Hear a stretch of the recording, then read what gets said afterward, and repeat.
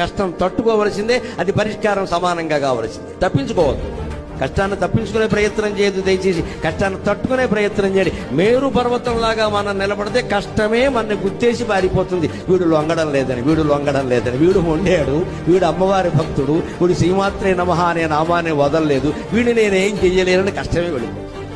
తట్టుకోవడం అంటే ఎంత, నువ్వేం పోరాడక్కలా, పనిగట్టుగా నిలబడు. ఏం వచ్చినా సరే నీ సంధ్యావందనం మానకు, నీ వ్యవసాయం మానకు, నీ ఇంటి పని మానకు, వంట పని మానకు, ఏం మానకు. మనసులో శ్రీహరిని స్మరిస్తూ ఉండు, నీ పని నువ్వు చేస్తూ ఉండు. అన్ని కష్టాలు వాటంతరవే వెళ్ళిపోతాయి. పెద్ద సమస్య కాదు. అదే తట్టుకోవడం అంటే, ఎదిరించక్కల.